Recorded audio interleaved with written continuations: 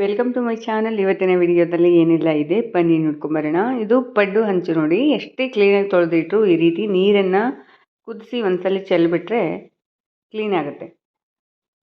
ನಾನು ಒಂದು ಮಸಾಲ ಪಡ್ಡು ರೆಸಿಪಿ ಮಾಡ್ತಾ ಇದ್ದೀನಿ. ತುಂಬ ಚೆನ್ನಾಗಿರುತ್ತೆ, ಟೇಸ್ಟ್ ಕೂಡ. ಇದಕ್ಕೆ ಮುಖ್ಯವಾಗಿ ಏನು ಬೇಕಾಗುತ್ತಂದರೆ, ಉದ್ದಿನಬೇಳೆ ಬದಲಿಗೆ ಕಡಲೆಬೇಳೆ ನೆನೆಸಿ ರುಬ್ಬಬೇಕಾಗುತ್ತೆ. ಆಮೇಲೆ ಅಕ್ಕಿ ಹಿಟ್ಟು, ಅಕ್ಕಿ ನೆನೆಸಿ ರುಬ್ಬುವಂಥದ್ದೆಲ್ಲ ಅಕ್ಕಿ ಇಡಬೇಕು. ಅಕ್ಕಿನ ತೊಳೆದು ಬೇಯಿಸ್ಕೊಂಬಂದಿರಬೇಕಾಗತ್ತೆ. ಇಲ್ಲ ಅಂದರೆ ಅಕ್ಕಿನೇ ಬೆಟರು. ಅಕ್ಕಿನ ನೆನೆಸ್ಬಿಟ್ಟು ಉದ್ದಿನಬೇಳೆ ಥರ ಕಡಲೆಬೇಳೆ ಕೂಡ ರುಬ್ಬಿ ಮಾಡಿಕೊಳ್ಳುವಂಥದ್ದು ತುಂಬ ಟೇಸ್ಟ್ ಚೆನ್ನಾಗಿರುತ್ತೆ. ಹಸಿಮೆಣಸಿನ್ಕಾಯಿ, ಹಸಿ ಕೊಬ್ಬರಿ, ಕರಿಬೇವು, ಕೊತ್ತಂಬರಿ ಹಾಕಿ ಮಾಡಿರುವಂಥ ಒಂದು ಮಸಾಲ ಪಡ್ಡು ತುಂಬ ಚೆನ್ನಾಗಿರುತ್ತೆ ಟೇಸ್ಟು. ನೀವು ಕೂಡ ಟ್ರೈ ಮಾಡಿ. ನಾನು ಅವಾಗವಾಗ ಮಾಡ್ತಾ ಇರ್ತೀನಿ. ಹಾಗೆ ದೋಸೆ ಕೂಡ ಮಾಡ್ಕೋಬೋದು. ಪ್ಲೇನಾಗಿ ಇಟ್ಟಿದ್ರೆ ಈರುಳ್ಳಿ, ಹಸಿಮೆಣಸಿನ್ಕಾಯಿ ಇದೆಲ್ಲ ಹಾಕಲಿಲ್ಲ ಅಂದರೆ ಪ್ಲೇನಾಗಿ ದೋಸೆ ಕೂಡ ಮಾಡ್ಕೋಬೋದು, ಚೆನ್ನಾಗಿರುತ್ತೆ. ಅಕ್ಕಿ ಹಿಟ್ಟಲ್ಲಿ 3 ಕಪ್ ಅಕ್ಕಿ ಹಿಟ್ಟು, 1 ಕಪ್ಪು ಉದ್ದಿನಬೇಳೆ ಅಥವಾ ಕಡಲೆಬೇಳೆ ಹಾಕಿ ಮಾಡುವಂಥದ್ದು. ನೆಕ್ಸ್ಟು ನಮ್ಮ ಪಕ್ಕದ ಫ್ಯಾನ್ಸಿ ಸ್ಟೋರಲ್ಲಿ ಈ ಥರ ಚೆನ್ನಾಗಿತ್ತು ಓಲೆಗಳು. 3 ಜೊತೆ ಓಲೆಗಳು ತಗೊಂಡೆ, ನಮ್ಮ ತಂಗಿ ಮಗಳಿಗೆ, ಅಣ್ಣನ ಮಗಳಿಗೆ, ತಮ್ಮನ ಮಗಳಿಗೆ ಅಂತ. ಬಟ್ ತುಂಬ ಚಿಕ್ಕದಾಯಿತು, ಮತ್ತೆ ವಾಪಸ್ ಕೊಟ್ಟೆ. ನೆಕ್ಸ್ಟು ಮಧ್ಯಾಹ್ನ ಊಟಕ್ಕೆ ಹೊರಟಿದ್ದೆ. ಇದು ಲೈನಿಂಗ್ ಪೀಸ್, ಲೈನಿಂಗ್ ತರೋದಕ್ಕೆ. ಆಮೇಲೆ ಸ್ಕೂಲ್ದು ಯೂನಿಫಾರ್ಮ್ ಸ್ಟಿಚ್ ಮಾಡಿದ್ದೆ ನಾನು. ಅದಕ್ಕೆ ಕಾಜಾ ಬಟನ್ ಮಾಡಿಸ್ಕೊಂಬರೋಣ ಅಂತ ಬಂದೆ ಕಾಜಾ ಬಟನ್ ಶಾಪ್ಗೆ. ನೋಡಿ, ಇಷ್ಟೆಲ್ಲ ಗಾರ್ಮೆಂಟ್ಸ್ ಆರ್ಡ್ರುಗಳು, ಇದೆಲ್ಲ ಶರ್ಟ್ಗಳು, ಟೀ ಶರ್ಟ್ಗಳು, ಟಾಪ್ಗಳು, ವೆರೈಟಿ ಡ್ರೆಸ್ಗಳೆಲ್ಲ ಇತ್ತು ಇಲ್ಲಿ. ಅದಕ್ಕೆಲ್ಲ ಬಟನ್ಸ್ ಹಾಕುವಂಥದ್ದು, ಕಾಜಾ ಬಟನ್ಸ್. ಒಂದು 4 ಮಿಷಿನ್ ಇದೆ, 2 ಕಾಜಾ ಮಿಷಿನ್, 2 ಬಟನ್ ಮಿಷಿನ್ನು. ನಾನು ಸ್ಕರ್ಟ್ಗೆ ಮತ್ತು ಶರ್ಟ್ಗೆ ಕಾಜಾ ಬಟನ್ ಹೊರಗಡೆನೇ ಮಾಡಿಸ್ಕೊಂಬರ್ತೀನಿ, ಕೈಯಲ್ಲೆಲ್ಲ ಮಾಡಲ್ಲ. ಯಾಕಂದರೆ ರೇರ್ ಇದು, ವರ್ಷಕ್ಕೊಂದ್ಸಲ ಬರುತ್ತೆ. ಸ್ಕೂಲ್ ಸ್ಟಾರ್ಟ್ ಆದಾಗ ಸ್ಕೂಲ್ ಯೂನಿಫಾರ್ಮ್ಗಳು ಬರ್ತಾವಲ್ಲ, ಅವಾಗ ನಾನು ಹೊರಗಡೆನೇ ಕಾಜಾ ಬಟನ್ ಮಾಡಿಸ್ಕೊಂಡು ಕೊಡ್ತೀನಿ. ಇದು ತುಂಬ ಹತ್ತಿರದಲ್ಲಿದೆ, ನನಗೆ ಗೊತ್ತಿರಲಿಲ್ಲ ಮುಂಚೆ, ದೂರ ಹೋಗ್ತಿದ್ದೆ ನಾನು, ಇದು ನೋಡಿರಲಿಲ್ಲ. ಇದು ಫಸ್ಟ್ ಫ್ಲೋರಲ್ಲಿದೆ, ಯಾರಿಗೂ ಕಾಣಿಸಲ್ಲ ಅಷ್ಟು ಅಬ್ಸರ್ವ್ ಮಾಡಿ. ನಾನು ಒಂದಿನ ಮೇಲೆ ಯಾವ ಶಾಪ್ ಇದೆ ಅಂತ ಹಿಂಗೆ ತಿರುಗಿ ನೋಡಿದ್ದೆ, ಅವಾಗ ಕಾಣಿಸ್ತು. ಇಲ್ಲಿ ನೋಡಿ, ಸ್ಕರ್ಟಿಗೆ ನಾನು 2 ಬಟನ್ಸ್ ಹಾಕ್ತಾಯಿದ್ದೀನಿ, 1 ಕಾಜಾ ಮಾಡಿಸ್ತಾ ಇದ್ದೀನಿ. ಯಾಕಂದರೆ ಹುಕ್ಸ್ ಏನಾದರೂ ಹಾಕಿದರೆ, ಹುಕ್ಸ್ ಹೋದರೆ ಅವ್ರಿಗೆ ಹಾಕೊಳ್ಳೋಕೆ ಬರಲ್ಲ, ಬಟನ್ಸ್ ಆದರೆ ಅವರೇ ಹಾಕ್ಕೊತಾರಲ್ಲ, ಹಾಗಾಗಿ ಈ ಥರ ಪ್ಲ್ಯಾನ್ ಮಾಡಿದ್ದೀನಿ. ನೀವು ಕೂಡ ಯಾರಾದರೂ ಸ್ಕೂಲ್ ಯೂನಿಫಾರ್ಮ್ ಸ್ಟಿಚ್ ಮಾಡಿದರೆ ಹುಕ್ ಬದಲಿಗೆ ಈ ರೀತಿ ಬಟನ್ಸ್ ಕೂಡ ಹಾಕಿ ಕೊಡ್ಬೋದು. ನೆಕ್ಸ್ಟ್ ನೋಡಿ, ಇವರು ಎಷ್ಟು ಸ್ಪೀಡಾಗಿ ಕಾಜಾ ಮಾಡ್ತಾ ಇದ್ದಾರೆ ಅಂದರೆ, ಒಂದು ಸೆಕೆಂಡ್ಗೊಂದು ನೋಡಿ, ಆ ಸೌಂಡ್ಗೆ ನನಗೆ ಭಯ ಆಗ್ತಾಯಿತ್ತು. ನಾನು ಟೈಲರೇ, ಬಿಟ್ಟು ಇದೇ ಥರ ಮಿಷಿನ್ ಇದ್ದರೂ ಕೂಡ ಅಂತ ಹೇಳಿದೆ ಅವ್ರಿಗೆ. ಏನಿಲ್ಲ, ಅಭ್ಯಾಸ ಆದರೆ ಚೆನ್ನಾಗಿರುತ್ತೆ, ಅದೇನು ಅನಿಸಲ್ಲ, ನೋಡೋದಕ್ಕೆ ಭಯ ಅನಿಸುತ್ತೆ ಅಂದರು. ನಮ್ಮ ತಂಗಿ ಮನೆಗೆ ಬಂದೆ. ಅದು ಸ್ವಲ್ಪ ಬೈಕ್ ಸ್ಟಾರ್ಟ್ ಆಗ್ತಿರ್ಲಿಲ್ವಂತೆ, ನಮ್ಮ ತಂಗಿ ಮಗ ಬೈಕ್ ರಿಪೇರಿ ಮಾಡ್ತಾಯಿದ್ರು. ನೆಕ್ಸ್ಟು ಇದು ತಂಗಿ ಮನೆ. ಇಲ್ಲಿ ಸ್ವಲ್ಪ ಕೆಲಸ ಇತ್ತು, ಹಾಗೆ ಬಂದಿದ್ದೆ ನಾನು. ನೆಕ್ಸ್ಟ್ ಇಲ್ಲಿ ನೋಡಿ, ಕಾರ್ನರ್ ಸ್ಟ್ಯಾಂಡು 450 ರುಪೀಸೇನು ಬುಕ್ ಮಾಡಿದ್ರಂತೆ, ತುಂಬ ಚೆನ್ನಾಗಿದೆ ಸ್ಟೋರೇಜ್ಗೋಸ್ಕರ. ನೆಕ್ಸ್ಟ್ ಟಿ ವಿ ಮೇಲೆ, ಕೆಳಗೆ, ಪಕ್ಕದಲ್ಲಿ ಅದೆಲ್ಲ ಬುಕ್ ಮಾಡಿರುವಂಥದ್ದು. ಚೆನ್ನಾಗೂ ಕಾಣುತ್ತೆ, ಟಿ ವಿ ಯೂನಿಟ್ ಥರ. ಪ್ಲೇನಾಗಿ ಗೋಡೆ ಇತ್ತು, ಈಗ ಟಿ ವಿ ಯೂನಿಟ್ ಥರ ಕಾಣುತ್ತೆ. ಬಟ್ ಸ್ಟೋರೇಜ್ ಪರ್ಪಸ್ಗೋಸ್ಕರ ಅವ್ರು ತೊಗೊಂಡಿದ್ದು. ಈ ಮೇಕಪ್ ಐಟಮು ಅದೆಲ್ಲ ಟೈಲರಿಂಗ್ ಮಿಷಿನ್ ಮೇಲೆ ಇಟ್ಕೊಳ್ತಾಯಿದ್ರು. ಈಗ ಆ ಥರದ್ದು ಬುಕ್ ಮಾಡಿ ತಂದು ಅಲ್ಲಿಟ್ಟಿದ್ದಾರೆ, ಚೆನ್ನಾಗಿ ಕಾಣುತ್ತೆ. ಹಾಗೆ ಒಂದು ಕ್ಲಿಪ್ಪಿಂಗ್ ತೊಗೊಂಡೆ. ನಮ್ಮ ತಂಗಿ ಮನೆಯವರು, ನಮ್ಮ ತಂಗಿ ಅಡುಗೆ ಮಾಡ್ತಾಯಿದ್ರು. ನಾನು ಊಟದ ಸಮಯ ಕರೆಕ್ಟಾಗಿ ಹೋಗಿದ್ದು. ಚಪಾತಿ ಮತ್ತು ಟೊಮೊಟೊ ಗೊಜ್ಜು ಮಾಡಿದರು. ಇಲ್ಲೇ ಊಟ ಮಾಡ್ಕೊಂಡು ಹೋಗಿ ಅಂತ ಹೇಳಿದ್ರು, ಅಲ್ಲೇ ಊಟ ಮಾಡಿಕೊಂಡು ಬಂದೆ ನಾನು. ಬೆಳಗ್ಗೆ ತಿಂಡಿಗೆ ಪಲಾವ್ ಮಾಡಿದ್ರಂತೆ. ನೆಕ್ಸ್ಟು ಅಯ್ಯೋ ವೀಡಿಯೋ ಮಾಡ್ಕೊತೀನಿ ಅಂದರೆ ನಾನು ನೀಟಾಗಾದರೂ ಇಟ್ಕೊಳ್ತಿದ್ದೆ ಅಂತ ಹೇಳ್ತಾಯಿದ್ರು ನಮ್ಮ ತಂಗಿ. ಊಟ ಮಾಡಿ ಸ್ವಲ್ಪ ಹೊತ್ತು ಮಾತಾಡ್ಕೊಂಡು ಕುಂತು ನೆಕ್ಸ್ಟ್ ನಾನು ಟೈಲರಿಂಗ್ ಶಾಪ್ಗೆ ಬಂದೆ. ಕ್ಲಾಸ್ಗೆ ಇವರು ಬೆಳಗ್ಗೆ ಬಂದಿರಲಿಲ್ಲ, ಎಕ್ಸಾಮ್ ಡ್ಯೂಟಿ ಹಾಕಿದ್ರಂತೆ, ಲೆಕ್ಚರ್ ಅಂತ ಹೇಳಿದ್ನಲ್ವ, ಹಾಗಾಗಿ ಅವರು ಸಂಜೆ ಕ್ಲಾಸಿಗೆ ಬಂದಿದ್ದರು. ಕ್ಲಾಸ್ ಮುಗಿಸ್ಕೊಂಡು ನಾನು ಮನೆಗೆ ಬಂದು ಕೈಕಾಲು ಮುಖ ತೊಳ್ಕೊಂಡು ಪೂಜೆ ಮಾಡಿ ಸ್ವಲ್ಪ ಹೊತ್ತು ಟಿ ವಿ ನೋಡೋಣ ಅಂತ ಟಿ ವಿ ನೋಡ್ತಾ ಇದ್ದೆ. ನೆಕ್ಸ್ಟ್ ಡೇ ವ್ಲಾಗನ್ನು ಕಂಟಿನ್ಯೂ ಮಾಡಿದ್ದೀನಿ. ಪ್ರಿನ್ಸಸ್ ಕಟ್ಟಲ್ಲಿ ಏನಾದರೂ ಡೌಟ್ ಇದ್ದರೆ ವಿಡಿಯೋನ ನೋಡಿ. ಹಾಗೆ ಒಂದು ರೆಸಿಪಿನ ತೋರಿಸ್ತೀನಿ, ತುಂಬ ಸಿಂಪಲಾಗಿ ಮಾಡುವಂಥದ್ದು, ಹಾಗೆ ಕಡಿಮೆ ಸಮಯದಲ್ಲಿ ಮಾಡುವಂಥದ್ದು. ಮಧ್ಯಾಹ್ನ ನಾನು ಒಂದು 2 ಗಂಟೆ ಹಿಂಗೆ ಊಟಕ್ಕೆ ಬರ್ತೀನಿ. 2:30 ಅಷ್ಟರಲ್ಲಿ ಅಡುಗೆ ರೆಡಿಯಾಗಿರುತ್ತೆ. ಕಡಲೆಕಾಳು ನೆನೆಸಿದ್ದಿತ್ತು, ಒಂದು ಈರುಳ್ಳಿ, ಒಂದು ಟೊಮೆಟೊ, ಸೊ ಬೆಳ್ಳುಳ್ಳಿ ಕೂಡ ತೊಗೊಂಡಿದ್ದೀನಿ, ಅದು ಕ್ಯಾಪ್ಚರ್ ಆಗಿಲ್ಲ, ಕರಿಬೇವು ಇಷ್ಟು ತೊಗೊಂಡಿದ್ದೀನಿ. ನೆಕ್ಸ್ಟ್ ನೋಡಿ, ಒಂದು ಕಡೆ ಕುಕ್ಕರ್ ಇಡ್ತೀನಿ, ಇನ್ನೊಂದು ಕಡೆ ಬಾಣಲಿ ಇಟ್ಟಿದ್ದೀನಿ. ಬಾಣಲಿಲಿ ಈರುಳ್ಳಿ, ಟೊಮೆಟೊ, ಬೆಳ್ಳುಳ್ಳಿ ಹುರ್ಕೊತೀನಿ, ಹಸಿ ಘಮ ಹೋಗೋವರೆಗೂ ಹುರ್ಕೊತೀನಿ. ನೆಕ್ಸ್ಟು ಕುಕ್ಕರಲ್ಲಿ 1.5 ಟೇಬಲ್ ಸ್ಪೂನ್ ಎಣ್ಣೆ ಹಾಕ್ತೀನಿ ಒಗ್ಗರಣೆಗೆ. ನೆಕ್ಸ್ಟ್ ಅರ್ಧ ಟೇಬಲ್ ಸ್ಪೂನ್ ಹುರ್ಕೊಳ್ಳೋದಕ್ಕೆ. ಇದು ಗಾಣದ ಎಣ್ಣೆ, ಪ್ಯೂರು ಕಡಲೆಕಾಯಿ ಎಣ್ಣೆ ಅಂತ ಹೇಳ್ತೀವಲ್ವ, ಅದು ಯೂಸ್ ಮಾಡುವಂಥದ್ದು. ನಾನು ಪ್ಯೂರು, ಫ್ರೀಡಮ್ ಅದೆಲ್ಲ ಯೂಸ್ ಮಾಡಲ್ಲ. ಕರಿಯೋದಕ್ಕೆ ಮಾತ್ರ ರೇರಾಗಿ ತುಂಬ ಆವಾಗ ತರ್ತೀನಿ. 3/4 ಈರುಳ್ಳಿನ ನಾನು ಹುರ್ಕೊಳ್ಳೋದಕ್ಕೆ ತೊಗೊಂಡಿದ್ದೀನಿ. 3/4 ಟೊಮೊಟೊ ಕೂಡ ಹುರ್ಕೊಳ್ಳೋದಕ್ಕೆ ತೊಗೊಂಡಿದ್ದೀನಿ. ಇನ್ನು ಕಾಲು ಭಾಗದಷ್ಟು ಮಾತ್ರ ಒಗ್ಗರಣೆಗೆ. ಬೇರೆ ಬೇರೆ ತರಕಾರಿ ಕೂಡ ಹಾಕ್ಕೋಬೋದು. ಆಲೂಗಡ್ಡೆ, ಬದನೆಕಾಯಿ ಬೇಕಿದ್ದರೆ ಹಾಕ್ಕೋಬೋದು ನೀವು. ನಾನು ಪ್ಲೇನಾಗಿ ಒಂದು ಕಡಲೆಕಾಳು ಗೊಜ್ಜು ಅಂತಲೂ ಹೇಳ್ಬೋದು, ಕಡಲೆಕಾಳು ಸಾರು ಅಂತನಾದರೂ ಹೇಳ್ಬೋದು. ನಾನಿಲ್ಲಿ ರೊಟ್ಟಿಗೆ ಮಾಡ್ತಾಯಿದ್ದೀನಿ, ಹಾಗಾಗಿ ಸ್ವಲ್ಪ ಗಟ್ಟಿಯಾಗಿ ಮಾಡ್ತೀನಿ. ನೀವು ಅನ್ನಕ್ಕೆ ಮಾಡಿದರೆ ಸ್ವಲ್ಪ ತೆಳು ಮಾಡ್ಬೋದು. ನೆಕ್ಸ್ಟು ನಾನು ಚೆನ್ನಾಗಿ ಹುರ್ಕೋಬೇಕು. ಅವಾಗವಾಗ ಕೈ ಆಡಿಸ್ತಾ ಇರಬೇಕು, ಇಲ್ಲಾಂದರೆ ಸೀದೋಗಿಬಿಡುತ್ತೆ, ಅಲ್ಲಿ ಸಾಂಬಾರು ಟೇಸ್ಟೇ ಕೆಟ್ಟೋಗುತ್ತೆ. ನೆಕ್ಸ್ಟ್ ನೋಡಿ, ಇಲ್ಲಿ ಈರುಳ್ಳಿ ಟೊಮೊಟೊ ಚೆನ್ನಾಗಿ ಫ್ರೈ ಆದಮೇಲೆ ಕಡಲೆಕಾಳು ಹಾಕ್ತಾಯಿದ್ದೀನಿ. ಚೆನ್ನಾಗಿ ತೊಳೆದ್ಬಿಟ್ಟು, ಮೊಳಕೆ ಬರಿಸಿಲ್ಲ, ಜಸ್ಟ್ ರಾತ್ರಿ ನೆನೆಸಿದ್ದೆ, ಬೆಳಗ್ಗೆ ನೀರೆಲ್ಲ ತೆಗೆದು ತೊಳೆದು ಫ್ರಿಜ್ಜಲ್ಲಿ ಇಟ್ಟೋಗಿದ್ದೆ. ಈಗ ಅಡುಗೆ ಮಾಡ್ತಾಯಿದ್ದೀನಿ. ಬೆಳಗ್ಗೆ ತಿಂಡಿಗೆ ಅವಲಕ್ಕಿ ಮಾಡಿದ್ದೆ. ಈಗ ಮಧ್ಯಾಹ್ನಕ್ಕೆ ನಾನು ಕಾಳುಗೊಜ್ಜು ರೊಟ್ಟಿ ಮಾಡಿದರೆ ರಾತ್ರಿ ಅನ್ನ ಮಾಡ್ಕೊಳ್ಳೋದಕ್ಕೆ ಆಗುತ್ತೆ, ಅನ್ನಕ್ಕೂ ಆಗುತ್ತೆ, ಮಧ್ಯಾಹ್ನ ಊಟಕ್ಕೂ ಆಗುತ್ತೆ. ನೆಕ್ಸ್ಟ್ 1-2 ಟೇಬಲ್ ಸ್ಪೂನಷ್ಟು ಕಾಯಿ ತುರಿ ಹಾಕಿದ್ದೀನಿ. ಇದು ಹಸಿ ಕಾಯಿ ತುರಿ ಹಾಕ್ತಾಯಿದ್ದೀನಿ. ಒಣ ಕೊಬ್ಬರಿ ಕೂಡ ಹಾಕ್ಕೋಬೋದು, ಚೆನ್ನಾಗಿರುತ್ತೆ ಟೇಸ್ಟು. ಒಣ ಕೊಬ್ಬರಿ ಅಂದರೆ ಈರುಳ್ಳಿ ಜೊತೆನೇ ಹುರ್ಕೋಬೇಕಾಗತ್ತೆ. ಹಸಿ ಕಾಯಿ ತುರಿ ಬಂದು 3/4 ಭಾಗ ಆಲ್ರೆಡಿ ಫ್ರೈ ಆಗಿದೆ. ಟೊಮೊಟೊ ಈರುಳ್ಳಿ ಲಾಸ್ಟಲ್ಲಿ ಹಾಕ್ತಾಯಿದ್ದೀನಿ, ಅದಕ್ಕೇನು ಜಾಸ್ತಿ ಹೊತ್ತು ಹುರ್ಕೋಬೇಕಂತ ಏನಿಲ್ಲ. ನೆಕ್ಸ್ಟು ಈ ಕಡೆ ಕಡಲೆಕಾಳು ಕೂಡ ಚೆನ್ನಾಗಿ ಫ್ರೈ ಮಾಡ್ಕೋಬೇಕು. ಜಾಸ್ತಿ ಸಮಯ ಏನು ತೊಗೊಳ್ಳಲ್ಲ, ಜಸ್ಟ್ 10 ನಿಮಿಷ ಮಾತ್ರ ಟೈಮ್ ಆಗುತ್ತೆ.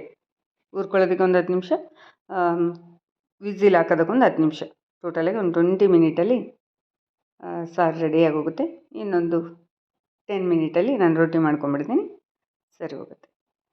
ಈಗ ನಾನು ಬಾಣಲಿ ಆಫ್ ಮಾಡಿ ತಣ್ಣಗಾಗೋದಕ್ಕೆ ಇಟ್ಟಿದ್ದೆ, ತಣ್ಣಗಾಗಿದೆ. ಈಗ ಮಿಕ್ಸಿ ಜಾರ್ಗೆ ಹಾಕ್ಕೊಂಡಿದ್ದೀನಿ. ನೆಕ್ಸ್ಟು ಅದಕ್ಕೆ ಸ್ಪೈಸಸ್ ಆ್ಯಡ್ ಮಾಡಿದ್ದೀನಿ. ಖಾರ, ಉಪ್ಪು, ಅರಿಶಿನ ಮತ್ತು ಧನಿಯಾ ಪುಡಿ ಅಂದರೆ ಪ್ಲೇನಾಗಿರೋವಂಥದ್ದಲ್ಲ, ಅದು ಜೀರಿಗೆ, ಮೆಣಸು, ಮೆಂತ್ಯ ಹಾಕಿ ಮಾಡಿರುವಂಥದ್ದು. ಧನಿಯಾ ಕ್ವಾಂಟಿಟಿ ಸ್ವಲ್ಪ ಜಾಸ್ತಿ ಇದೆ. ನೆಕ್ಸ್ಟ್ ಈಗ ಗ್ರೈಂಡ್ ಮಾಡಿಕೊಂಡು ಬೇಯ್ತಾ ಇರುವಂಥ ಕಡಲೆಕಾಳು, ಈರುಳ್ಳಿ, ಟೊಮೊಟೊ, ನೀರೇನು ಹಾಕಿರಲಿಲ್ಲ ನಾನು, ಜಸ್ಟ್ ಇವಾಗ ಮಸಾಲ ರುಬ್ಬಿ ಹಾಕಿದ್ನಲ್ವ ಅಷ್ಟೇ. ಕನ್ಸಿಸ್ಟೆನ್ಸಿ ನೋಡಿಕೊಂಡು ನೀರನ್ನು ಅಡ್ಜಸ್ಟ್ ಮಾಡ್ಕೋಬೇಕು. ಜಸ್ಟ್ ಇವಾಗ ಒಂದು 10 ಮಿನಿಟ್ ಅಥವಾ ಒಂದು ವಿಸಿಲ್ ಬಿಟ್ಟರೆ ಚೆನ್ನಾಗಿ ಒಂದು ಕಾಳು ಗೊಜ್ಜು ರೆಡಿ ಆಗುತ್ತೆ. ನೆಕ್ಸ್ಟ್ ಈಗ ಒಂದು ಸ್ವಲ್ಪ ಪಾತ್ರೆಗಳಿತ್ತು, ಅದನ್ನೆಲ್ಲ ತೊಳ್ಕೊಂಬಿಡೋಣ ಅಂತ, ಇಲ್ಲಾಂದರೆ ಮತ್ತೆ ಜಾಸ್ತಿ ಹೋಗಿಬಿಡುತ್ತೆ ಪಾತ್ರೆಗಳು. ಹಾಗಾಗಿ ಇಲ್ಲೊಂದು ಮೀಶೋದಲ್ಲಿ ನಾನೊಂದು ಪ್ರಾಡಕ್ಟನ್ನು ತೊಗೊಂಡಿದ್ದೆ ನೋಡಿ, ಪಾತ್ರೆ ತೊಳೆಯೋಕ್ಕೆ ತುಂಬ ಚೆನ್ನಾಗಿದೆ ಇದು. ಮೇಲೆ ಬೌಲ್ ಥರ ಇರುತ್ತೆ, ಕೆಳಗಡೆ ಲಿಕ್ವಿಡ್ ಸ್ಟೋರ್ ಮಾಡೋದಕ್ಕೆ. ಒಂದು ಟೀ ಸ್ಪೂನಷ್ಟು, ಅಂದರೆ ಪಾತ್ರೆಗಳು ಎಷ್ಟು ಇರ್ತವೆ ಅಷ್ಟು ನೋಡಿಕೊಂಡು ಲಿಕ್ವಿಡನ್ನು ಹಾಕಿ ನೀರು ಹಾಕ್ಕೊಂಡು ಮಿಕ್ಸ್ ಮಾಡಿ ಪಾತ್ರೆಗಳನ್ನು ತೊಳೆದ್ರೆ ಚೆನ್ನಾಗಿರುತ್ತೆ. ಇದು ಒಂಥರ ಲಿಕ್ವಿಡ್ಡು ವೇಸ್ಟ್ ಆಗೋಲ್ಲ. ನಾವು ಡೈರೆಕ್ಟಾಗಿ ಲಿಕ್ವಿಡ್ ತೊಗೊಂಡು ಪಾತ್ರೆಗಳು ತೊಳೆದ್ರೆ ಕೆಲವೊಂದು ಸಲ ಜಾಸ್ತಿ ಲಿಕ್ವಿಡ್ ಬಂದು ಪಾತ್ರೆಗಳಿಗೆ ಅಂಟ್ಕೊಂಡು ಬೇಗ ಹೋಗಲ್ಲ, ಅದು ಅದೇ ಸ್ಮೆಲ್ ಇರುತ್ತೆ. ಹಾಗಾಗಿ ಈ ರೀತಿ ನೀರಲ್ಲಿ ಮಿಕ್ಸ್ ಮಾಡಿ ತೊಳೆಯೋದ್ರಿಂದ ತುಂಬ ಚೆನ್ನಾಗಿರುತ್ತೆ. ನನ್ನ ಚಾನಲಲ್ಲಿ ಇನ್ನಷ್ಟು ವೀಡಿಯೋಗಳು ನೋಡಬೇಕಂದ್ರೆ ಚಾನಲ್ದ ಲೋಗೋ ಮೇಲೆ ಕ್ಲಿಕ್ ಮಾಡಿ ಸಾಕಷ್ಟು ವೀಡಿಯೋಗಳನ್ನು ನೋಡ್ಬೋದು. ನೆಕ್ಸ್ಟ್ ಇವಾಗ ನಾನು ಪಾತ್ರೆ ತೊಳೆದಾಯಿತು, ಕಡಲೆಕಾಳು ಗೊಜ್ಜು ಕೂಡ ರೆಡಿಯಾಗಿದೆ. ಈಗ ರೊಟ್ಟಿ ಮಾಡ್ತೀನಿ. ಇದು ನಮ್ಮ ಅಪ್ಪಾಜಿ ತಂದುಕೊಟ್ಟಿದ್ರು ಹಿಟ್ಟು, ಏಪ್ರಿಲ್ ತಿಂಗಳಲ್ಲಿ ತಂದುಕೊಟ್ಟಿದ್ರು ನೋಡಿ, ಇನ್ನೊಂದು ಇಷ್ಟಿದೆ. ನಾನು ಇದನ್ನು ಫ್ರಿಜ್ಜಲ್ಲಿ ಇಟ್ಟಿರ್ತೀನಿ, ಯಾಕಂದರೆ ತುಂಬ ರೇರ್, ವಾರಕ್ಕೆ 1 ಸಲಿನೋ 2 ಸಲ ಮಾಡ್ತೀನಿ. ಈಚೆ ಇಟ್ಟರೆ ಹುಳ ಆಗಿಬಿಡುತ್ತೆ ಅಂತ. ಎಷ್ಟು ಬೇಕು ಅಷ್ಟು ಮಾತ್ರ ನಾನು ಹಿಟ್ಟನ್ನು ತೊಗೊಳ್ತೀನಿ. 4 ರೊಟ್ಟಿ ಮಾಡ್ತೀನಿ. ಹಾಗಾಗಿ ನಾನು ಇಲ್ಲಿ ಒಂದು ಸ್ಪೂನ್ ಇದೆ, 1 ಸ್ಪೂನ್ಗೆ 1 ರೊಟ್ಟಿ, ಅಂದರೆ ದಿನ ಮಾಡಿ ಅಭ್ಯಾಸ ಆಗಿದೆ ನನಗೆ. ಇಷ್ಟು ಹಿಟ್ಟಿಗೆ ಇಷ್ಟು ರೊಟ್ಟಿ ಅಂತ ಗೊತ್ತಾಗುತ್ತೆ. 5 ಸ್ಪೂನ್ ತೊಗೊಳ್ತೀನಿ. 4 ಸ್ಪೂನ್ಗೆ 4 ರೊಟ್ಟಿ ಆಗ್ತವೆ. 1 ಸ್ಪೂನ್ ಹಿಟ್ಟು ಎಕ್ಸ್ಟ್ರಾ ಅಂದರೆ ನಾವು ರೊಟ್ಟಿಗೆ ತಟ್ಟೋದಕ್ಕೆ ಹಿಟ್ಟು ಬೇಕಾಗುತ್ತೆ. ಹಾಗಾಗಿ 5 ಸ್ಪೂನ್ ತೊಗೊಂಡೆ, 4 ರೊಟ್ಟಿ ಆಗುತ್ತೆ. ನೆಕ್ಸ್ಟು ಈ ರೀತಿ ಏರ್ ಟೈಟ್ ಮಾಡಿ ಒಂದು ಕ್ಲಿಪ್ ಹಾಕಿ ಅಥವಾ ಗಂಟು ಹಾಕಿ ಇಟ್ಬಿಡಬೇಕು. ಆವಾಗ ತುಂಬ ದಿನ ಬಳಸ್ಬೋದು. ನೆಕ್ಸ್ಟ್ ನಮ್ಮ ತಂಗಿ ಕೂಡ ಊರಿಗೆ ಹೋದಾಗ ತಂದು ಕೊಡ್ತಾರೆ ಜೋಳದ ಹಿಟ್ಟು. ನಮ್ಮ ಅಪ್ಪಾಜಿ ತಂದು ಕೊಟ್ಟಿದ್ದು ಇನ್ನೂ ಇಷ್ಟಿದೆ. ನೆಕ್ಸ್ಟು ಇದು ಸಜ್ಜೆ ಹಿಟ್ಟು, ಅದು ಕೂಡ ಇನ್ನೊಂದು ಸ್ವಲ್ಪ ಹಿಟ್ಟಿದೆ. ಆಮೇಲೆ ಕೆಳಗಡೆ ನಮ್ಮ ತಂಗಿಯವ್ರು ತಂದು ಕೊಟ್ಟಿದ್ದು ಹಿಟ್ಟು ಇನ್ನೂ ಹಾಗೆ ಇದೆ. ನೆಕ್ಸ್ಟ್ ಮತ್ತೆ ಆಗಸ್ಟ್ ತಿಂಗಳಲ್ಲಿ ನಮ್ಮೂರಲ್ಲಿ ಜಾತ್ರೆ ಇದೆ, ಯಾರಾದರೂ ಹೋಗ್ತೀವಿ ತೊಗೊಂಡು ಬರ್ತೀವಿ. ಈ ರೀತಿ ಹಿಟ್ಟು ಇದೇ ಇರುತ್ತೆ, ಜೋಳದ ಹಿಟ್ಟು. ತುಂಬ ದಿನ ಆಗಿಬಿಡುತ್ತಲ್ಲ ಯೂಸ್ ಮಾಡೋಕ್ಕೆ, ಹಾಗಾಗಿ ನನ್ನ ಮಗನಿಗೆ ಅಷ್ಟೊಂದು ಇಷ್ಟ ಆಗಲ್ಲ. ಅಪರೂಪ ರೊಟ್ಟಿ ತಿನ್ನೋದು. ಹಾಗಾಗಿ ಫ್ರಿಜ್ಜಲ್ಲಿ ಇಟ್ಟಿರ್ತೀನಿ ನಾನು, ಹುಳ ಆಗಬಾರ್ದು ಅಂತ ಅಷ್ಟೇ, ಇನ್ನೇನಿಲ್ಲ. ನೆಕ್ಸ್ಟು ರೊಟ್ಟಿ ಮಾಡಿದೆ ನಾನು. ನನಗೆ ತಟ್ಟಿ ಮಾಡೋದಕ್ಕೆ ತುಂಬ ಇಷ್ಟ. ಲಟ್ಸಿ ಮಾಡಿದ್ದು ರೊಟ್ಟಿ ನನಗೆ ತಿನ್ನೋದಕ್ಕೂ ಅಷ್ಟು ಇಷ್ಟ ಆಗಲ್ಲ. ಆಮೇಲೆ ಲಟ್ಸಿ ಮಾಡೋದಕ್ಕೂ ನನಗೆ ಅದು ಅಭ್ಯಾಸ ಇಲ್ಲ, ಅಷ್ಟೊಂದು ಚೆನ್ನಾಗೂ ಅನಿಸಲ್ಲ ನನಗೆ. ಈಗ ಒಂದು ರೊಟ್ಟಿ ಮಾಡಿದೆ. ನೆಕ್ಸ್ಟು ಇಲ್ಲೊಂದು 2 ರೊಟ್ಟಿ, ಇನ್ನೊಂದು ರೊಟ್ಟಿ ಆಲ್ರೆಡಿ ನಾನು ಮಾಡಿದ್ದೀನಿ. 4 ರೊಟ್ಟಿ ಕರೆಕ್ಟಾಗಿ. ಆಮೇಲೆ ರೊಟ್ಟಿ ಮಾಡುವಂಥದ್ದನ್ನು ನಾನು ಹೇಳಿದ್ದೀನಿ. ನೀವು ಲಟ್ಟಿಸ್ಬೇಕಂದ್ರೆ ಮುದ್ದೆ ಥರ ಹಿಟ್ಟನ್ನು ರೆಡಿ ಮಾಡ್ಕೋಬೇಕಾಗತ್ತೆ. ಕೈಯಲ್ಲಿ ತಟ್ಟಬೇಕಂದ್ರೆ ಒಂದು ಕಪ್ ಹಿಟ್ಟು ತೊಗೊಂಡ್ರೆ ಅರ್ಧ ಕಪ್ ನೀರು ಹಾಕಿ, ಬಿಸಿನೀರು ಹಾಕಿ ಹಿಟ್ಟನ್ನು ಮಿಕ್ಸ್ ಮಾಡ್ಕೋಬೇಕು.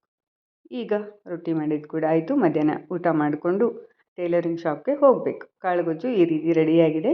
ನಾನು ಸ್ವಲ್ಪ ತರಿಯಾಗಿ ರುಬ್ಕೊಂಡಿದ್ದೆ ಮಸಾಲೆನ. ನೀವು ಬೇಕಿದ್ದರೆ ಸಣ್ಣ ಕೂಡ ರುಬ್ಕೋಬೋದು, ಚೆನ್ನಾಗಿರುತ್ತೆ. ರೊಟ್ಟಿ ಕಾಳುಗೊಜ್ಜು. ಇನ್ನು ರಾತ್ರಿ ಊಟಕ್ಕೆ ಜಸ್ಟ್ ಅನ್ನ ಮಾಡಿಕೊಂಡ್ರೆ ಸಾಕಾಗುತ್ತೆ. ಮಧ್ಯಾಹ್ನ ಊಟಕ್ಕೆ ರೊಟ್ಟಿ. ನೆಕ್ಸ್ಟ್ ನಾನು ಟೈಲರಿಂಗ್ ಶಾಪ್ಗೆ ಬಂದೆ. ಇಲ್ಲಿ ನಾನು ಪ್ರಿನ್ಸಸ್ ಕಟ್ ಬ್ಲೌಸನ್ನು ಕಟ್ ಮಾಡ್ತಾ ಇದ್ದೀನಿ. ನೋಡಿ, ಲಾಸ್ಟ್ ಟೈಮು ರೆಡಿಮೇಡ್ ಎಂಬ್ರಾಯ್ಡ್ರಿ ಬ್ಲೌಸಲ್ಲಿ ಸ್ಲೀವಲ್ಲಿ ಪ್ರಾಬ್ಲಮ್ ಬಂದಿತ್ತು. ಈ ಸಲ ನೆಕ್ಕಲ್ಲಿ ಪ್ರಾಬ್ಲಮ್ ಬಂದಿದೆ. ಫ್ರಂಟ್ ನೆಕ್ ನಮಗೆ ಬರೋದೇ ಇಲ್ಲ, ಅದು ಇವ್ರದ್ದು ಸೈಜಿಗೆ ಹೆವಿ ಸೈಜ್ ಬ್ಲೌಸು ಈ ರೀತಿ ಆಗುತ್ತೆ. ರೆಡಿಮೇಡ್ ಎಂಬ್ರಾಯ್ಡ್ರಿ ಬ್ಲೌಸ್ ಏನಾದರೂ ತೊಗೊಂಡ್ರೆ ತುಂಬ ಕಷ್ಟ ಸ್ಟಿಚಿಂಗ್ ಮಾಡೋದಕ್ಕೆ. ಅವ್ರು ಯಾವುದೋ ಸೈಜಿಗೆ ಮಾಡಿರ್ತಾರೆ, ನಾವು ಯಾವುದೋ ಸೈಜ್ ಸ್ಟಿಚ್ ಮಾಡಬೇಕು, ಈ ರೀತಿ ಆಗುತ್ತೆ. ಆದಷ್ಟು ರೆಡಿಮೇಡ್ ಎಂಬ್ರಾಯ್ಡ್ರಿ ಬ್ಲೌಸನ್ನು ತೊಗೊಳ್ಳೋದು ಅವಾಯ್ಡ್ ಮಾಡಿ, ಹೇಳಿಬಿಟ್ಟು ನಿಮ್ಮ ಒಂದು ಸೈಜ್ಗೆ ಮಾಡಿಸ್ಕೊಂಡ್ರೆ ಒಳ್ಳೆಯದು. ನೆಕ್ಸ್ಟು ನಾನಿಲ್ಲಿ ಬ್ಯಾಕ್ ಪಾರ್ಟ್ ಮೊದಲಿಗೆ ಕಟ್ ಮಾಡ್ತಾ ಇದ್ದೀನಿ. ಇದು ಹೆವಿ ಸೈಜ್ದ ಬ್ಲೌಸ್. ಯಾವುದೇ ಸೈಜ್ದ ಬ್ಲೌಸ್ ಆಗಲಿ ಬ್ಯಾಕ್ ಪಾರ್ಟ್ ಮೊದಲಿಗೆ ಕಟ್ ಮಾಡ್ಕೋಬೇಕಾಗುತ್ತೆ. ಬ್ಲೌಸ್ ಉದ್ದ ಎಷ್ಟಿರುತ್ತೋ ಅದಕ್ಕಿಂತ 1 ಇಂಚ್ ಎಕ್ಸ್ಟ್ರಾ ಉದ್ದ ತೊಗೋಬೇಕು. ಬ್ಲೌಸ್ ಅಗಲ ಎಷ್ಟಿರುತ್ತೋ ಅದಕ್ಕಿಂತ ಅರ್ಧ ಇಂಚ್ ಎಕ್ಸ್ಟ್ರಾ ಬ್ಲೌಸ್ದ ಅಗಲವನ್ನು ತೊಗೊಳ್ಬೇಕಾಗತ್ತೆ. ಇಲ್ಲಿ ಎಂಬ್ರಾಯ್ಡ್ರಿ ಬ್ಲೌಸ್ ಆಗಿರೋದ್ರಿಂದ ನಾನು ನೆಕ್ಕನ್ನು ಕಟ್ ಮಾಡ್ತಾಯಿಲ್ಲ, ಹಾಗೆ ಬಿಡ್ತೀನಿ. ನೋಡಿ, ನಮ್ಮ ಪಕ್ಕದ ಫ್ಯಾನ್ಸಿ ಸ್ಟೋರ್ ಅವರು ಮಗಳು ಪಾಪು, ಅದು ಸ್ಕೂಲ್ ಬಿಟ್ಟಿದೆ, ಇವಾಗ ಬಂದಿದ್ದಾಳೆ, ಮಾತಾಡ್ಕೊಂಡು ಕೂತಿದ್ಲು. ಹೊಸ ಟೈಲರ್ ನಮ್ಮ ಟೈಲರಿಂಗ್ ಶಾಪ್ಗೆ ಬಂದು ಕೂತ್ಕೊಂಡು ಮಾತಾಡ್ತಾ ಇರ್ತಾಳೆ. ನಾನು ನಿಮ್ಮ ವೀಡಿಯೋಸ್ ಎಲ್ಲ ನೋಡ್ತೀನಿ, ಚೆನ್ನಾಗಿ ಇದೆ, ಅಣ್ಣನೂ ನೋಡ್ತೀನಿ, ನಿಮ್ಮ ಮನೇಲಿ ಪಾಪು ಇತ್ತಲ್ಲ ಅದನ್ನು ನೋಡ್ತೀನಿ, ಎಲ್ಲ ಹೇಳ್ತಿರ್ತಾಳೆ, ಚೆನ್ನಾಗಿ ಮಾತಾಡ್ತಿರ್ತಾಳೆ. ನೆಕ್ಸ್ಟ್ ಇವಾಗ ನೋಡಿ, ಫ್ರಂಟ್ ಪಾರ್ಟ್ ಕಟಿಂಗ್ ಮಾಡಬೇಕು. ಮಾರ್ಕಿಂಗ್ ಮಾಡಿದ್ದೀನಿ ನಾನು ಆಲ್ರೆಡಿ. ಉದ್ದ ಬಂದು ಬ್ಲೌಸ್ ಉದ್ದ ಎಷ್ಟಿರುತ್ತೋ ಅದಕ್ಕೆ 1 ಇಂಚ್ ಆ್ಯಡ್ ಮಾಡಿಕೊಂಡು ಒಂದು ಲೈನ್ ಹಾಕಬೇಕು. ಅದಕ್ಕಿಂತ ನೆಕ್ಸ್ಟ್ 1.5 ಇಂಚ್ ಎಕ್ಸ್ಟ್ರಾ ಮತ್ತೆ ಹಾಕಬೇಕಾಗತ್ತೆ. ಟೋಟಲಾಗಿ 2.5 ಇಂಚ್ ಎಕ್ಸ್ಟ್ರಾ. ರೆಡಿ ಬ್ಲೌಸ್ಗಿಂತ 2.5 ಇಂಚ್ ಎಕ್ಸ್ಟ್ರಾ ಉದ್ದವನ್ನು ತೊಗೋಬೇಕು. ಅಗಲ 1 ಇಂಚ್ ಎಕ್ಸ್ಟ್ರಾ ತೊಗೋಬೇಕು. ಈಗ ನಾವು 8.5 ಇತ್ತಂದರೆ 9 ಮಾಡ್ಕೊತೀವಿ ಅಲ್ವಾ, 9ಕ್ಕೆ 1 ಆ್ಯಡ್ ಮಾಡ್ಕೋಬೇಕು. ಆ ರೀತಿ ಪ್ರಿನ್ಸಸ್ ಕಟ್ಟಿಗೆ ಬ್ಲೌಸ್ ಅಗಲವನ್ನು ತೊಗೋಬೇಕಾಗತ್ತೆ. ಫ್ರಂಟ್ ನೆಕ್ ಬಂದು ನಾನು ಜಸ್ಟ್ ಎಲ್ ಶೇಪ್ ಹಾಕಿ ರೌಂಡ್ ಶೇಪ್ ಹಾಕಿ ಬಿಡ್ತೀನಿ, ಕಟ್ಟಿಂಗ್ ಎಲ್ಲ ಮಾಡಲ್ಲ, ಯಾಕಂದರೆ ಎಂಬ್ರಾಯ್ಡ್ರಿ ಬ್ಲೌಸ್. ಆಮೇಲೆ ಸ್ಟಾರ್ಟಿಂಗ್ ಡಾಟ್ಗೆ ಅರ್ಧ ಇಂಚ್ ಆ್ಯಡ್ ಮಾಡ್ಕೋಬೇಕು. ಡಾಟ್ ವಿಡ್ತ್ ಅಷ್ಟೇ ಇರುತ್ತೆ. ಸ್ಟಾರ್ಟಿಂಗ್ ಡಾಟ್ಗೆ ಅಷ್ಟೇ ಅರ್ಧ ಇಂಚ್ ಆ್ಯಡ್ ಮಾಡ್ಕೋಬೇಕು. ಡಾಟ್ ವಿಡ್ತ್ ಸೇಮ್ ಇರುತ್ತೆ. ನನ್ನ ಒಂದು ಫಾರ್ಮುಲಾ ಪ್ರಕಾರ ಯಾರು ಸ್ಟಿಚ್ ಮಾಡ್ತಾರೆ ಅವ್ರಿಗೆ ಗೊತ್ತಿರುತ್ತೆ. ಡಾಟ್ದ ಹೈಟ್ ಇವ್ರದ್ದು ಒಂದು ಸೈಜ್ಗೆ 3 ಇಂಚ್ ಬರುತ್ತೆ. ಈ ರೀತಿ ಪ್ರಿನ್ಸಸ್ ಕಟ್ಟಿಗೆ ಶೇಪ್ ಹಾಕಬೇಕು ನೋಡಿ, ಹಾರ್ಮೋಲಿಂದ ಈ ರೀತಿ. ನೆಕ್ಸ್ಟ್ ಈಗ ಇನ್ನೊಂದು ಸ್ಟಾರ್ಟಿಂಗ್ ಡಾಟ್ ಲೈನ್ ಇರುತ್ತಲ್ವ, ಅದನ್ನು ಕನೆಕ್ಟ್ ಮಾಡಬೇಕು. ಆಮೇಲೆ ಹಾರ್ಮೋಲಲ್ಲಿ ಒಂದು 1/4 ಇಂಚು ಗ್ಯಾಪ್ ಕೊಟ್ಟು ಲೈನ್ ಹಾಕಬೇಕು. ಆಮೇಲೆ 1/4 ಇಂಚ್ ಗ್ಯಾಪ್ ಕೊಟ್ಟು ಕಟ್ ಮಾಡಬೇಕು, ಅದನ್ನು ತೋರಿಸ್ತೀನಿ. ನೆಕ್ಸ್ಟು ಬ್ಲೌಸ್ದ ಉದ್ದ ರೆಡಿ ಎಷ್ಟಿರುತ್ತೋ ಅಲ್ಲಿಂದ ಈ ರೀತಿ ಮಾರ್ಕನ್ನು ಹಾಕ್ಕೋಬೇಕು. ಪ್ರಿನ್ಸಸ್ ಕಟ್ಟಿಗೆ ಕ್ರಾಸ್ ಬೆಲ್ಟ್ ಪಟ್ಟಿ ಇರಲ್ಲ, ಹಾಗಾಗಿ ಉದ್ದ ನಾವು ಎಕ್ಸ್ಟ್ರಾ ತೊಗೋಬೇಕಾಗತ್ತೆ. ಈ ರೀತಿ ಕಟ್ಟಿಂಗ್ ಮಾಡ್ಕೋಬೇಕಾಗತ್ತೆ. ನೋಡ್ತಾ ಇರ್ಬೋದು, ಹೀಗೆ ಕಟ್ ಮಾಡಬೇಕು ಪ್ರಿನ್ಸಸ್ ಕಟ್ ಬ್ಲೌಸನ್ನು. ನೆಕ್ಸ್ಟು ಶೋಲ್ಡರ್ ಡೌನ್ ಕಟ್ ಮಾಡ್ತೀನಿ. ನೆಕ್ ಕಟ್ ಮಾಡಲ್ಲ ನಾನು. ನೆಕ್ಸ್ಟ್ ಎಕ್ಸ್ಟ್ರಾ ಬಟ್ಟೆ ಎಲ್ಲ ತೆಗಿತಾ ಇದ್ದೀನಿ. ಈಗ ನೋಡಿ, ಹಾರ್ಮೋಲಲ್ಲಿ ಒಂದು ಜಸ್ಟ್ 1/4 ಇಂಚು ಮಾತ್ರ ಈ ರೀತಿ ಎಕ್ಸ್ಟ್ರಾ ಪೀಸನ್ನು ತೆಗೆದುಬಿಡಬೇಕು. ಆವಾಗ ಫಿನಿಶಿಂಗ್ ಆಗಲಿ ಶೇಪ್ ಆಗಲಿ ನೀಟಾಗಿ ಬರುತ್ತೆ. ಇನ್ನು ನಾನು ಮೇನ್ ಫ್ಯಾಬ್ರಿಕ್ ಕಟ್ ಮಾಡಲ್ಲ, ಯಾಕಂದರೆ ಇನ್ನೊಂದು ಬ್ಲೌಸ್ ಇದೆ ಇವ್ರದ್ದು, ಅದ್ರ ಮೇಲೆ ಸೆಟ್ ಮಾಡಿ ಅದೊಂದು ಬ್ಲೌಸ್ ಕಟ್ ಮಾಡಿಕೊಂಡು ಆಮೇಲೆ ಮೇನ್ ಫ್ಯಾಬ್ರಿಕಲ್ಲಿ ಸೆಟ್ ಮಾಡಿ ಕಟ್ ಮಾಡ್ತೀನಿ. ನೆಕ್ಸ್ಟು ಸ್ಲೀವ್ ಕಟ್ ಮಾಡ್ತಾ ಇದ್ದೀನಿ. ಸ್ಲೀವ್ ಕಟ್ಟಿಂಗ್ ಮಾಡೋದಂತೂ ಸಾಕಷ್ಟು ವಿಡಿಯೋದಲ್ಲಿ ಡೀಟೇಲಾಗಿ ತೋರಿಸಿದ್ವಿ. ಇದು ನಾನು ಬೆಳಗ್ಗೆ ಸ್ಟಿಚ್ ಮಾಡಿರುವಂಥ ಬ್ಲೌಸು. ಇದು ಕೂಡ ಪ್ರಿನ್ಸಸ್ ಕಟ್ಟು, ಆಮೇಲೆ ಕಟ್ ವರ್ಕ್ ಹೇಳಿದರು, ಫ್ರಂಟು ಮತ್ತು ಬ್ಯಾಕು ಈ ರೀತಿ ಸ್ಟಿಚ್ ಮಾಡಿರುವಂಥದ್ದು.